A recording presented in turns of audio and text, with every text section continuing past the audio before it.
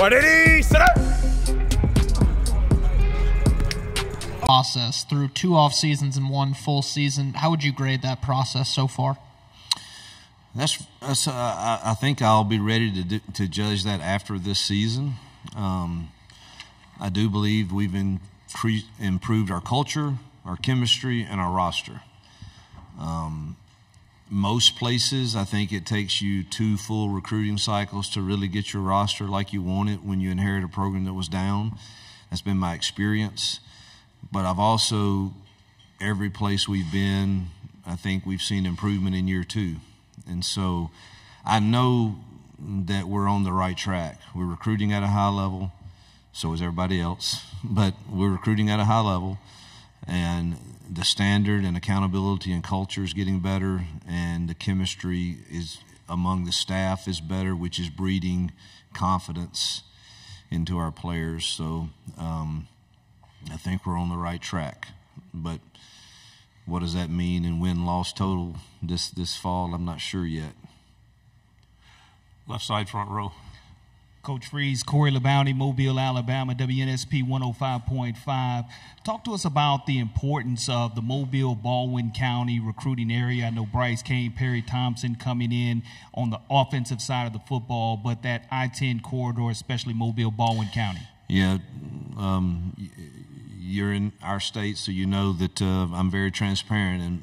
And prior to us arriving, we were getting our teeth kicked in down there. And we're changing that, and we have to.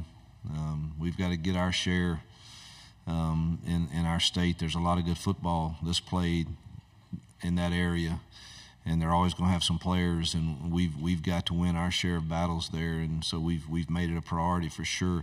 And let me say, I said this in the big room, and I don't know if y'all would listen to all that or not, and I hate to double talk or whatever, but I have never come early to a media day, ever. I don't know of any coach that would, because I don't know, we were of this mindset that say as little as you have to and see as few people as you have to and get out. And we had the Auburn Dallas club meeting here last night, and it made no sense for me to fly back home and then fly here this morning. And so I came in a night early and really wasn't quite sure how that was going to go, but me and Lee Van Horn and our SID went to get something to eat, and dang, the first thing that happens, I have this group of people run up to me, and they were the Chamber of Commerce from Opelika, and they just won the national award, so congratulations to you guys. I hope that gets out somewhere. But then one by one, you media guys that saw us would come and visit with us and talk, and man, we sat there for 3 hours last night, and then I say, it's time for me to go to bed, and I come in, and then a group of Alabama media caught me out here, and we sat there and talked for another hour. And I just appreciated that. It was nothing about ball, or we told stories and recruiting stories and lake stories, fishing stories. It was Eric Church stories. It was, but anyway, I know y'all didn't come to hear that, but I do appreciate, I know you have a job to do, and I get that. You got to tell us when we're screwing it up. But, you know, last night for a period of 3 hours, it was kind of nice. Everybody was just human, and thank you for that. Left side, second row. Hey, Coach, Olivia Whitmire with WHNT up in Huntsville. Your starting kicker, Alex McPherson, he's very popular in our neck of the woods. After spending an entire season with him now, just kind of what can you tell us about what makes him so special and what you've seen development-wise from him over the past year? Yeah, most accurate kicker I've ever been around. Amazing that he has the strength for the size body he has. It's like some of these golfers that play that they're 120 pounds or 30 pounds, and I think I'm going to blow it by those guys, and they're 50 yards ahead of me, you know. And you know what we need Alex to get healthy. He's battling right now an intestinal issue, and hopefully we get the right advice from the doctors on that get him settled, because he's a weapon for sure. On the other hand, we're thankful we have a great backup too in Towns, but we sure hope Alex, he is so cool and consistent. Hope he's ready to go. Second row, left side. Derek Peterson, Saturday Down South. When you've had young players that have come in and filled roles for you right away throughout your career. What are some characteristics that have been common amongst those players, and do you see some of those same things with Cam? I do, and that's a great question. I've had some really, really great receivers. I think of Laquan Treadwell. He came in and, I mean, just fit naturally. Caught 75 balls as a freshman, and obviously still in the NFL. And we've signed some others that, you know, are in the NFL now, but we redshirted, or they weren't quite ready. And so it's very hard for me to predict, you know, exactly how these young kids will perform against, you know, obviously the DBs in this league are probably the best athletes, you know, on the field when it comes to quick twitch and change of direction and all those things. So how are they going to perform? You know, really pleased with Cam Spring. I think Perry Thompson has the physical tools. You start there for the traits. I mean, do they have the physical size and strength and speed to do that? Both of those kids do. So does Malcolm, so does Bryce. You know, Perry's just now getting with us, but it's really hard to judge, you know, exactly how they'll handle everything. But it starts with a work ethic and a maturity about your approach, and don't think you have it all figured out. Be coachable, and Cam was absolutely that in spring. He wants to be coached. So he's going to play. You know, I'm very careful not to put unreal expectations on them just yet. Second row, then pass it over your left shoulder. Cam Durr, WFF 48 in Huntsville. Coach, we've heard a lot this week about how hard road games are in the SEC, but we've also heard how hard it is to play at Jordan-Hare from a lot of other players outside of the Auburn team. So what do you think it is about Jordan-Hare's environment that makes it so difficult, and how exciting is it to be able to start your season off with 5 straight games? Yeah, two straight years of sellout. We're thankful to our fans for doing that. They're faithful, they're loyal, they love their Auburn Tigers. And then our student section is the best. I mean, we get there 2 hours before the game, and it is packed already. Everybody wants the lottery to get the tickets to the games they want, and it's wish we had bigger space for all of them to come. But the feeling at Auburn to me is such a and I'm not saying other places don't have it, but I think Auburn is unique in this family feel that they have, and whether or not you all go to the same church or you don't, or you have different beliefs or not, come Saturday, the love for a program and a school trumps all of that, and you feel that at Auburn. And I think that's what makes it difficult. Now, the 5 straight home games,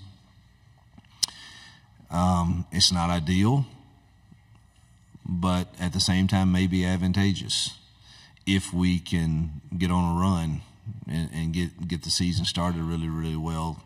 That could be advantageous. It's not great for fans at all, because the back and forth, and we're going to ask them to be there, and they're going to show up, but that's not great for that. And then not having a home game at all in October is certainly a challenge. But it is what it is, and we've got to deal with it. But we need to get off to a fast start. Right side, third row, aisle. Ike Jones with the War Report. Coach, Jalen Simpson was a big part of what you all were doing from a secondary standpoint, now moved on to the NFL. Who's kind of replaced him as one of the leaders, particularly vocally, in that secondary for you all? Jaron Thompson, our transfer from Texas, and Keontae Scott they'll be the voices back there. Champ Anthony's another voice that carries weight.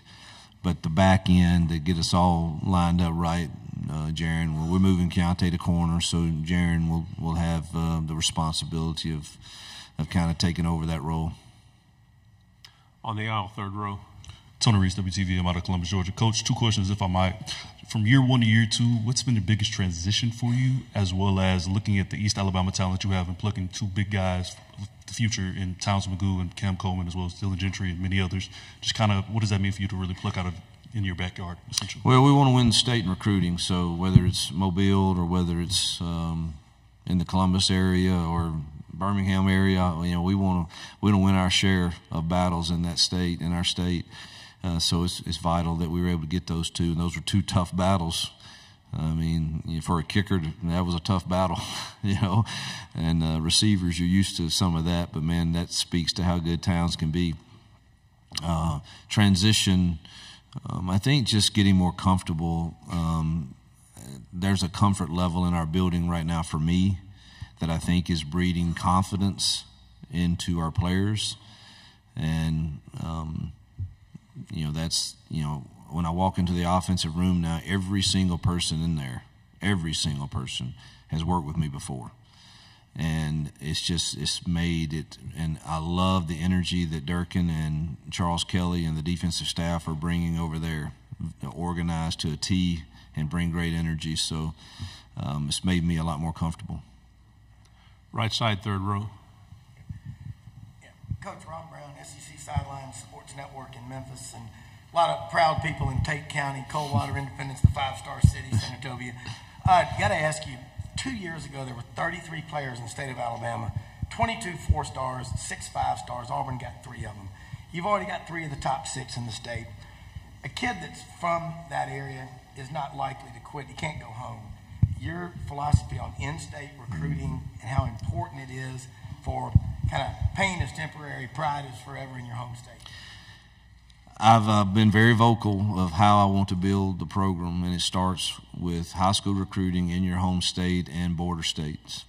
And I'm not big on getting on a plane and flying across the nation. And listen, I could be wrong. I don't know. I'm not certainly saying I have the blueprint to doing it, but I would love to build it from our border states and starting at home with high school kids, and hopefully talk them into staying with us and being developed.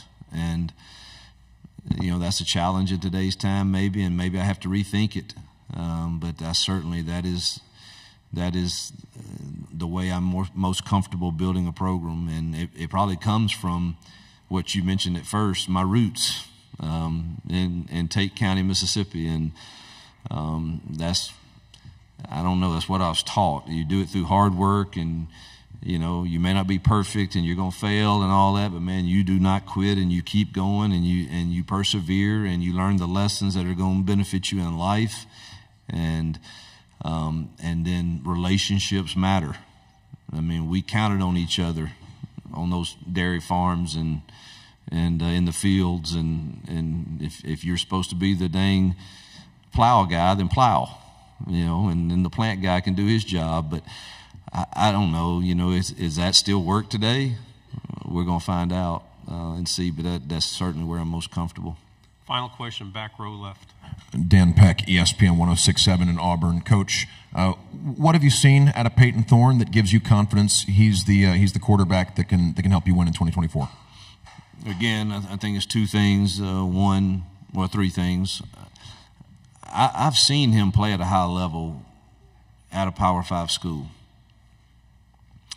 2, I think in year 2 with us and him sensing the chemistry in the offensive staff room has bred confidence in him. But probably most importantly, I think he feels like if he's supposed to take a 3-step drop right now from the shotgun and throw a curl route, I think he feels confident that he has guys that can win. And when you're not confident on that they can win at the top end, you become really, really hesitant. And your throw's late, or it doesn't go off at all, and now the pressure comes. And those 3 things to me are the reason I'm optimistic for him in year 2.